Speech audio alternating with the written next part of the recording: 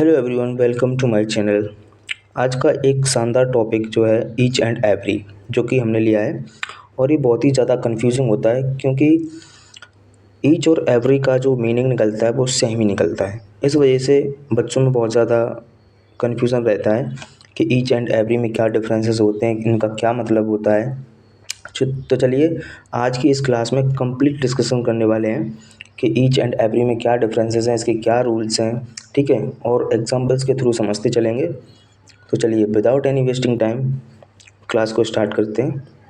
देखो, each and every ये दोनों ही जो वर्ड है ना, इनके सेम मीनिंग होते हैं। वैसे तो इनके सेम मीनिंग क्या होते हैं? प्रत्येक। क्या होता है? प्रत्येक। अगर हिंदी मीनिंग निकालने बैठे हैं तो इसका मतलब क्या होता है? प्रत्येक, ठीक है। तो प्रत्येक होता है। और ये डिस्ट्रीब्यूटिंग वर्ड्स भी होते हैं। क्या होते हैं? डिस्ट्रीब्यूटिंग वर्ड होते हैं। डिस्ट्रीब्यूटिंग वर्ड होते हैं। और इनका अगर सेंस देखा जाए तो इनका सेंस कैसा लगता है कि ये प्लूरल प्लूरल रिप्रेजेंट करते हैं। कैसे करते हैं? रिप्रेजेंट कैसे करते हैं? प्लूरल। देखने से ऐसा लगता है कि ये प्लूरल है, लेकिन बट ये सिंगुलर होते हैं। कैसे होते हैं? सिंगुलर। आई समझ में? होते कैसे? सिंगुलर, लेकिन रिप्रेजेंट कैसे करते हैं? प्लूरल फॉर्म में, ठीक है। और ये डिस्ट्रीब्यूटिंग वर्ड्स भी होते हैं। ईच एंड एवरी, ईच किसके लिए यूज होता है? इंडिविजुअल के लिए। इंडिविजुअल के लिए ईच यूज़ होता है। और एवरी ग्रुप को दर्शाता है। ग्रुप जो जैसे कि दो से ज़्यादा लोग होते हैं तो उनका ग्रुप बन जाता है। और ईच इंडिविजुअल यानी कि अकेले के लिए यूज़ होता है, ठीक है। आया समझ में? और भी डिफरेंसेस हैं। जैसे कि एक डिफरेंस देख सकते हैं कि ईच तो तुम्हें पता ही है कि इंडिविजुअल के लिए यूज़ होता है। और ईच किसके लिए यूज होता है? दो या दो से अधिक लोगों के लिए यूज़ होता है। यानी कि दो और दो से अधिक लेगी, two, more than two. More than two, ठीक है। दो या दो से अधिक के लिए यूज़ होता है। लेकिन एवरी सिर्फ और सिर्फ दो से अधिक अधिक के लिए यूज़ होता है। मोर देन टू के लिए यूज़ होता है। मोर देन टू। आई समझ में? एग्जाम्पल के थ्रू समझते हैं कि एग्जाम्पल क्या कहता है। एग्जाम्पल है, I have a book. I have a book, मेरे पास एक किताब है। In every hand. समझिए क्या है ये? इन एवरी हैंड, मेरे पास एक किताब है प्रत्येक के हाथ में। यानी कि हाथ अपने पास कितने होते हैं? आदमी के पास हाथ कितने होते हैं? दो होते हैं। और हमें अच्छे से मालूम है कि दो के लिए ईच का यूज़ करते हैं। और एवरी का यूज़ सिर्फ दो से ज़्यादा हो, दो नहीं हो, दो से ज़्यादा हो, यानी कि तीन लोग तो होना ही चाहिए मिनिमम, तब हम एवरी का यूज़ कर पाते हैं। अदरवाइज ईच का यूज़ होगा सिर्फ दो के लिए। तो यहाँ एवरी नहीं आएगा, यहाँ पर आएगा ईच। आया समझ में? ईच ईच आएगा, एवरी नहीं आएगा। फटाफट से स्क्रीनशॉट ले लो। चलिए आगे बढ़ते हैं और देखते हैं क्या डिफरेंसेस होते हैं ईच और एवरी में, ठीक है। ईच जो अपना ऐसा वर्ड है भाई साहब, ईच जो है ना, ईच ये अपना प्रोनाउन की तरह भी ट्रीट किया जाता है। किसकी तरह? प्रोनाउन की तरह। और ये ईच जो है वो एडजेक्टिव भी होता है। एडजेक्टिव की तरह भी इसको हम यूज़ करते हैं, ठीक है। अब प्रोनाउन क्या होता है? प्रोनाउन तो अच्छी तरीके से मालूम होता है कि जहाँ पर नाउन यूज़ होता है, नाउन उसकी प्लेसेस पे प्रोनाउन का यूज़ किया जाता है। Used in place of a noun, ठीक है। और एडजेक्टिव क्या होता है? एडजेक्टिव मॉडिफाई करता है किसी को, डिटेल ऐड करता है किसमें? नाउन में। यानी कि नाउन की विशेषता बताने वाले को एडजेक्टिव बोलते हैं। क्या बोलते हैं? एडजेक्टिव। और एवरी प्रोनाउन होता है। एवरी क्या होता है? एवरी प्रोनाउन होता है या फिर एडजेक्टिव होता है। एवरी सिर्फ और सिर्फ एडजेक्टिव होता है, इसको प्रोनाउन की तरह हम यूज़ नहीं कर सकते हैं, इसको प्रोनाउन की तरह यूज़ नहीं कर सकते हैं। ये प्रोनाउन नहीं होता है, सिर्फ और सिर्फ क्या होता है, एडजेक्टिव। आया समझ में? फिर से देख लो, ईच जो है वो दोनों ही चीज़ होती हैं, प्रोनाउन और एडजेक्टिव। प्रोनाउन क्या होता है, प्रोनाउन नाउन के स्थान पर जो यूज़ होता है उसको प्रोनाउन बोलते हैं, और एडजेक्टिव नाउन की विशेषता बताने के लिए यूज़ होता है। तो ईच प्रोनाउन और एडजेक्टिव दोनों की तरह ट्रीट किया जाता है, लेकिन एवरी को एडजेक्टिव की तरह ट्रीट किया जाता है। एडजेक्टिव का काम करता है, प्रोनाउन का काम नहीं करता है। आई समझ में? चलिए देखते हैं एग्जाम्पल, देखते हैं इसके एग्जाम्पल के थ्रू हम समझते हैं एग्जाम्पल क्या हो सकता है। एग्जाम्पल देखो, एग्जाम्पल है each of my student, each of my students is working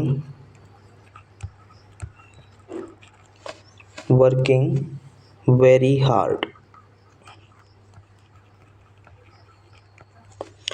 देखो अब ये ईच जो है ना वो क्या है, एडजेक्टिव है या फिर प्रोनाउन है, बताइए क्या है ये। ईच यहाँ पर प्रोनाउन की तरह ट्रीट किया जा रहा है, कैसे, प्रोनाउन। यहाँ पर क्या है, ईच प्रोनाउन है। आई समझ में? एक सेंटेंस और देख लेते हैं, उसके बाद प्रोनाउन और एडजेक्टिव में आपको डिफरेंस क्लियर हो जाएगा, ठीक है। Each student, each student is working very hard। ठीक है, अब देखो ये क्या है, नाउन है। स्टूडेंट क्या होता है, नाउन, और नाउन की विशेषता बताने वाला क्या होता है, एडजेक्टिव। क्या होता है, एडजेक्टिव। आई समझ में? तो ये ईच जो है वो एडजेक्टिव की तरह ट्रीट किया जा रहा है, और यहाँ पर ईच जो है प्रोनाउन की तरह ट्रीट किया जा रहा है। समझ रहे हो? यानी कि ईच ऑफ माई स्टूडेंट, यानी कि या मान लो ही होता, अगर मान लो ही या यू कुछ भी होता तो इसका डायरेक्ट जो वर्ब है इज है, तो he is working hard, you are working hard, ऐसे करके यूज़ करते। तो लेकिन यहाँ पर ईच जो है ना, ईच वो प्रोनाउन की तरह ट्रीट किया जा रहा है, और यहाँ पर जो ईच है वो एडजेक्टिव की तरह ट्रीट किया जा रहा है, और इसकी वर्ब इज है, ये मेन वर्ब है। आया बस समझ में? चलिए आगे बढ़ते हैं, और भी डिफरेंसेस देखते हैं कि क्या चीज़ है। अब ईच के बारे में देख लिया अपन ने कि प्रोनाउन है या फिर एडजेक्टिव है। अब देखते हैं एवरी। एवरी को देखते हैं, एवरी क्या सीन प्ले करता है। एवरी जो अपना है वो सिर्फ और सिर्फ क्या होता था, एडजेक्टिव होता था। एवरी किसकी तरह यूज़ करता है, एडजेक्टिव की तरह। इसका भी एक सेंटेंस देखते हैं कि every student is working hard.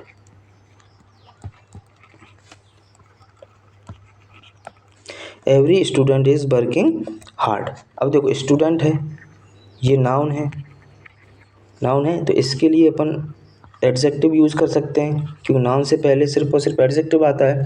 तो एवरी यहाँ पर एडजेक्टिव की तरह रोल प्ले कर रहा है, एडजेक्टिव है, तो इस वजह से ईच एवरी का यूज़ एडजेक्टिव की तरह होता है। ठीक है, ये राइट आंसर है।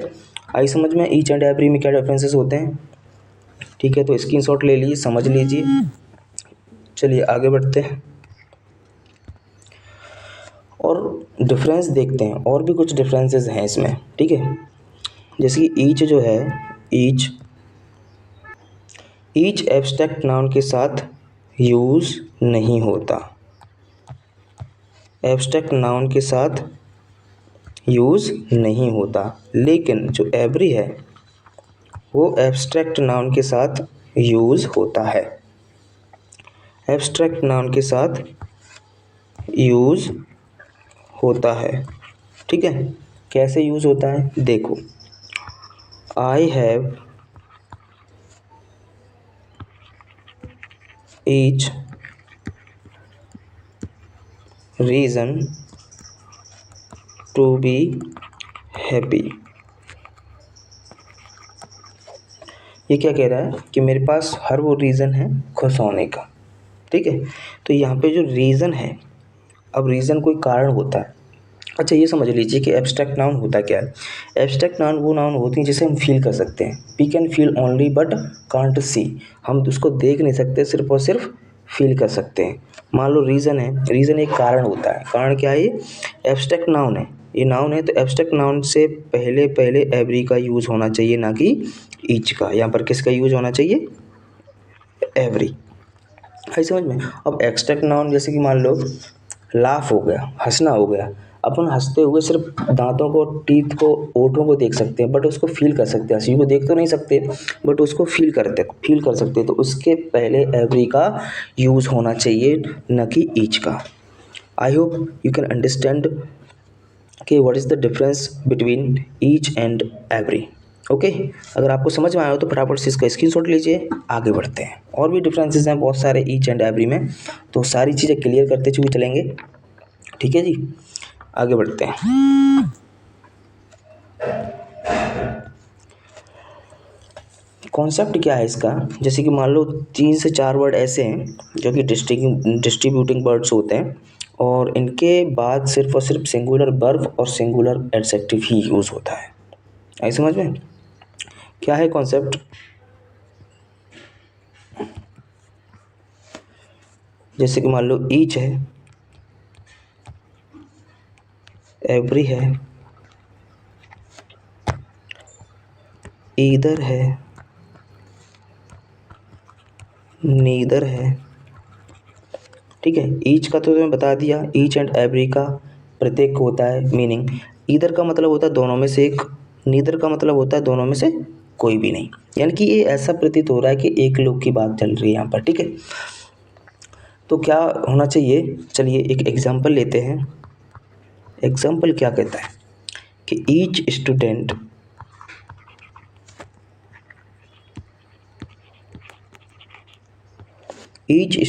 is preparing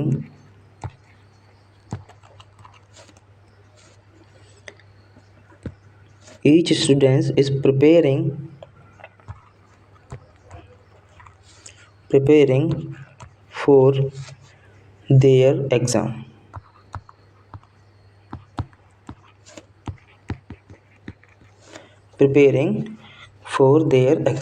अब ये कह रहा है कि प्रत्येक जो स्टूडेंट है ना, अब देखो स्टूडेंट आ गया, स्टूडेंट क्या है? नाउन है, और नाउन से पहले एडजेक्टिव यूज़ होना चाहिए। तो ईच जो है एडजेक्टिव प्रोनाउन दोनों की तरह यूज़ होता है, तो यहाँ पर ये एडजेक्टिव की तरह यूज़ हो रहा है। Is preparing. अब देखो यहाँ इन जो 4 वर्ड दिए हैं, ईच, एवरी, नीदर, ईदर, इनके बाद सिंगुलर वर्ब और सिंगुलर ही एडजेक्टिव आता है, पॉसेसिव एडजेक्टिव सिंगुलर ही आता है। तो देखिए यहाँ क्या एरर है? इस preparing for their exam is, यहाँ हेल्पिंग वर्ब है जो कि सिंगुलर है। आई समझ में? प्रिपेयरिंग फॉर देयर एग्ज़ाम, यहाँ पे गड़बड़ी है। देयर सिंगुलर नहीं है, यहाँ पर क्या होना चाहिए? ईच स्टूडेंट, तो यहाँ पर होना चाहिए हिज। क्या होना चाहिए? हिज। अब स्टूडेंट दोनों के लिए लगाते हैं, लड़की या लड़का के लिए। ठीक है, स्टूडेंट किस लिए लगाते हैं? लड़की या लड़का के लिए। तो यहाँ पर हिज भी हो सकता है और यहाँ पर हर भी हो सकता है। आई बात समझ में? ईच के बाद ये जो चारों वर्ड हैं ये सिंगुलर होते हैं, तो सिंगुलर के अकॉर्डिंग सिंगुलर वर्ब आना चाहिए, सिंगुलर एडजेक्टिव आना चाहिए। आई बात समझ में? ये जो 4 वर्ड हैं, ईच, एवरी, ईदर और नीदर, इन चारों वर्ड के आगे सिंगुलर वर्ब होना चाहिए। ठीक है, और सिंगुलर एडजेक्टिव होना चाहिए। आई बात समझ में? सिंगुलर एडजेक्टिव होना चाहिए, सिंगुलर वर्ब होना चाहिए इन चारों वर्ड के आगे। आई बात समझ में? चलिए आगे बढ़ते हैं, और भी चीज़ें देखते हैं कि ईच और एवरी क्या सीन क्रिएट कर सकते हैं। तुमको पता है ईच जो है ना, ईच, इसका मतलब क्या होता है? दो या ज़्यादा में से, दो या ज़्यादा में से एक, दो या ज़्यादा में से हर एक, हर एक मतलब प्रत्येक की बात होगी। एग्जाम्पल के थ्रू समझते हैं। एग्जाम्पल एक ऐसा जरिया होता है हर चीज़ को समझने के लिए, बेटर अंडरस्टैंडिंग बन जाती है। मान लो 50 लड़के हैं क्लास में, 50 लड़के हैं, तो देखिए each player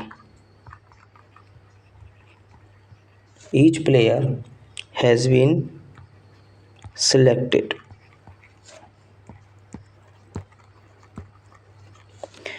each player has been selected. Each player यानी कि हर एक जो खिलाड़ी है वो सिलेक्ट हुआ, हर एक खिलाड़ी सिलेक्ट हुआ, यानी कि 50 लड़के थे तो 50 में से 50 लड़के अपने आप में सिलेक्ट हो गए। ये ईच का मतलब, each player has been selected मतलब 50 लड़के थे, उनमें से 50 के 50 भी सिलेक्ट हो गए। आई बात समझ में। एक एग्जांपल और देखते हैं। ईच ऑफ द बॉयज़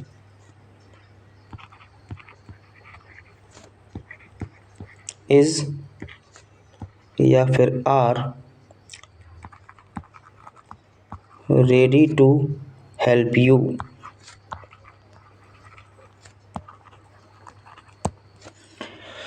बताइए इसमें क्या एरर हो सकता है। ईच ऑफ द बॉयज़, अब यहाँ पर पता है कि जो ईच है वो किसकी तरह यूज़ हो रहा है, प्रोनाउन की तरह, प्रोनाउन की तरह यूज़ हो रहा है। और पता है कि ईच, एवरी, ईदर और नीदर के बाद सिंगुलर वर्ब आनी चाहिए, तो सिंगुलर वर्ब इज आना चाहिए ना कि आर। ठीक है, आई बात समझ में। ईच ऑफ द, अब ये प्रोपोजिशन है। एक कॉन्सेप्ट और है कि हमेशा इंग्लिश में प्रीपोजिशन के बाद ऑब्जेक्ट फॉर्म आता है। क्या आता है, ऑब्जेक्टिव फॉर्म आता है। जैसे कि मान लो each of the boys, each of the boys preposition के बाद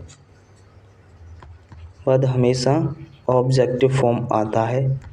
ठीक है, जैसे कि ईच ऑफ द बॉय,